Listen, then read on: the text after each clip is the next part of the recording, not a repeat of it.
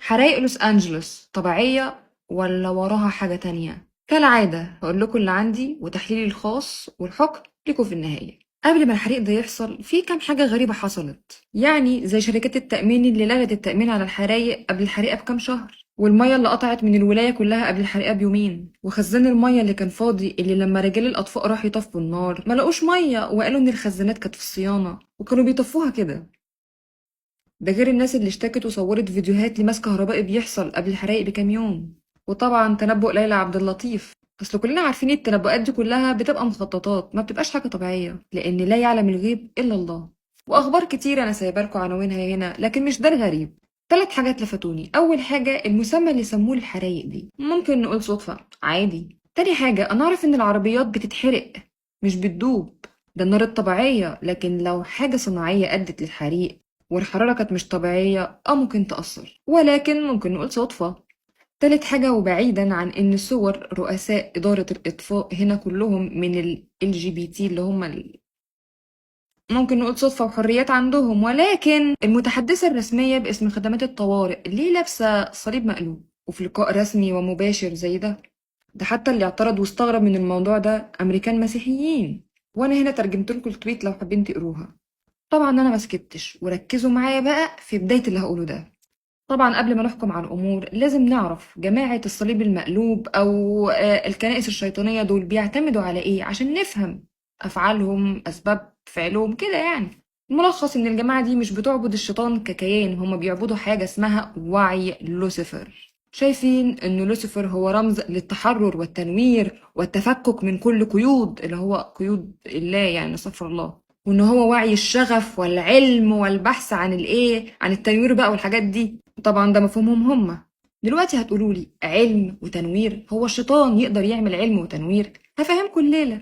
اصل العلوم الخام العلوم الالهيه اللي ربنا نزلها على الارض من خلال الانبياء وعلوم الاولين، حتى كنا نسمع زمان عن طي الارض والبوابات النجميه والبعديه والانتقال الاني، وسمعنا عن التقنيات دي كتير في زمن الأنبياء. حتى العلوم في علم الفورتكس علم الكيمياء أو علوم كتير قوي احنا معرفش عنها حاجة ولا بندرسها.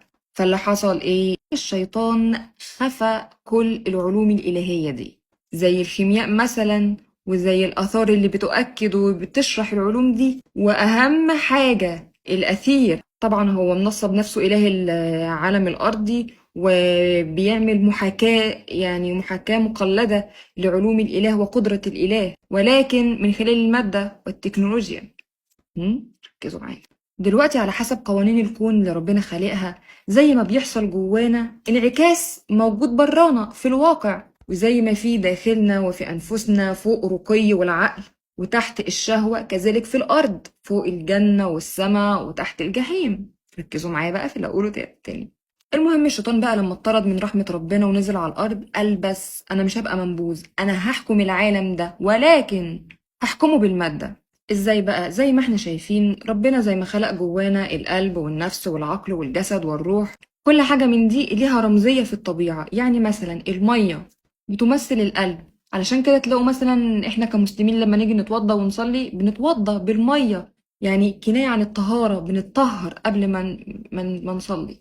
كذلك في المسيحيين وكذلك في باقي الكتب السماوية. تمام. الجسد جسمنا ده انعكاسه بره في الأرض، والعقل انعكاسه بره في الهواء، النفس أو الشيطان انعكاسه النار. وهنا برضو ركزوا في الحتة دي هنرجع لها تاني. نيجي هنا الروح انعكاسها في الأرض الأثير، ولكن يا أميرة بس هو فين الأثير؟ هرجع هنا وأقول لكم إخفاؤه كان من مخططات الشيطان. ليه؟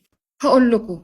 نرجع لمعتقدات أصحاب الصليب المقلوب واللي هم أصحاب المعتقدات الشيطانية. رمز الصليب المقلوب ده هو قلب الفطرة السليمة اللي ربنا خلقنا عليها، يعني كل الأوامر والنواهي اللي ربنا أمر بيها واللي نزل بيها الأنبياء كلهم خصوصا سيدنا عيسى، هما بقى بيقلبوها. يعني هنا احنا عندنا الشهوة هي في قاع الجسم واحنا بنرتقي، هما العكس.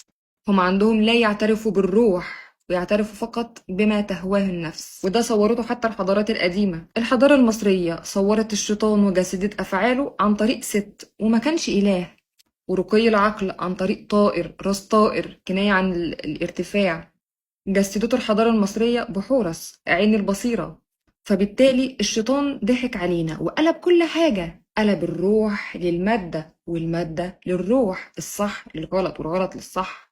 فبالتالي كل الرموز اللي كانت مرسومة زمان على الحضارات كانت رموز روحية، ولكن الشيطان عبر التاريخ وعبر الأزمان لما قلبها لمعاني مادية فقدت معناها. فبقينا نفهم إن دول آلهة ودول حكام ودول ناس، وفي الواقع ده كله مش صح. فبالتالي ما فهمناش المعنى. وهو لما حول المفهوم الروحي لمادة والمفهوم المادي لروح، ما حولهاش في الحضارات بس، كذلك في مفهوم الكتب السماوية، وكذلك في العلوم.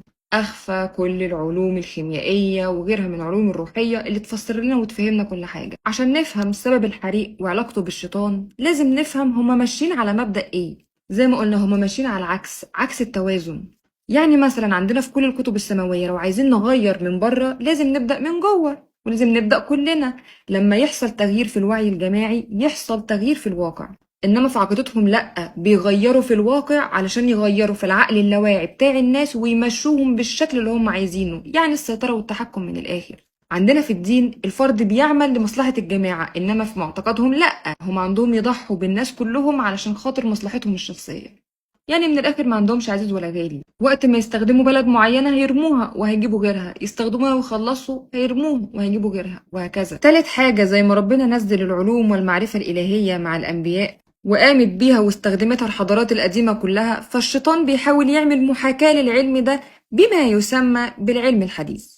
زي ما انتوا شايفين كده، استبدل العلوم والمعرفة الإلهية الروحية بالعلم المادي. وده كان هدف الحريق اللي حصل. ولما دورت شوية في تفكيرهم وعقيدتهم عرفت إن في ما يسمى بالمدينة الذكية في لوس أنجلوس هتتعمل في 2028.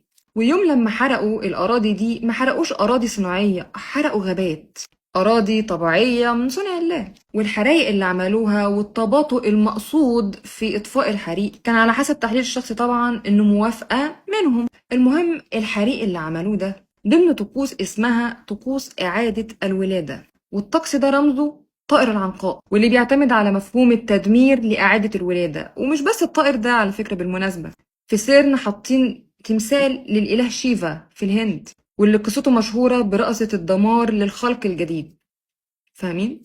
المهم نبص كده على المدينة دي هنلاقي إن لوس أنجلوس عايزة تعمل مدينة ذكية مرقمنة، وهتعملها سبحان الله يا الصدفة على نفس الأرض اللي تمت عليها الحرائق.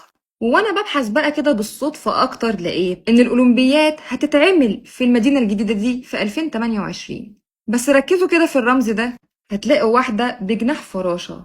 طبعا الرموز دي ما بتبقاش عبث، وخصوصا للأولمبيات. طب الفراشة دي في علم الكيمياء بترمز لإيه؟ أصل علم الكيمياء على فكرة هو المفتاح لفهم حاجات كتير قوي. المهم إن رمز الفراشة في الكيمياء طلع بيرمز لإيه؟ للولادة الجديدة والتبدل والتحول والتغيير من حالة إلى أخرى. التغيير من حالة لأخرى من أنهي حالة بقى بالظبط؟ من روح الطبيعة للمدينة المرقمنة، اللي مفهومهم هما والعياذ بالله من خلق الطبيعة لخلق لوسيفر. ده غير إن كل ده تهيئة لإقامة الأولمبيات على البلد دي، واحتفاليات حمل الشعلة. اللي بالمناسبة اللي معرفش القصة ورا موضوع الاحتفال بالشعلة ده ايه، القصة باختصار بتحكي عن إله إغريقي، هو مش إله، هو شيطان، أخد الشعلة من الآلهة وسرقها وأعطاها للبشر. وطبعا هو مش إله ولا حاجة، زي ما قلت لكم هو إسقاط على لوسيفر. والقصة دي رمزية والعياذ بالله، يعني إن لوسيفر أو بروميثيوس أخد الشعلة من الآلهة اللي هي شعلة العلم والمعرفة والوعي الإلهي، أخدها كناية عن المحاكاة، محاكاة العلم والمعرفة الإلهية، وأعطاها للبشر كناية عن العلوم واللي احنا شايفينه الأيام دي. طبعا مش كل العلوم والمعرفة، لأ، بعض العلوم المعينة اللي كلنا عارفينها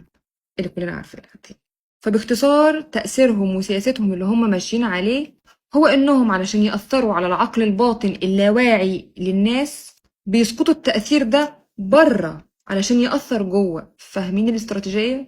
فزي ما قلت لكم حرق الغابات ده جزء من طقوس إعادة الولادة، واللي هو دمار الوضع القديم لولادة وظهور الوضع الجديد. هما بيوهموا الناس بصناعة الجنة ولكنهم بيدمروها. حتى في الخريطة اللي أنا كنت بحللها موجود هنا المسيح، وموجود سهم فوق تكنولوجيا الشيطان، موجود ومشروحة بكل التفاصيل. حرفيا كل الحضارات اللي مشيت بالعلوم القديمة المنزلة من الأنبياء بقينا نسمع عنها دلوقتي إنها وثنية وتعدد آلهة. وإن العلم دلوقتي الحالي هو العلم الصحيح اللي بيدور على مصلحة الإنسان، مع إن الحقيقة غير كده. قلبوا الموازين، ففي الواقع والمادة هو مجرد حريق حصل يا صدفة يا بفعل فاعل.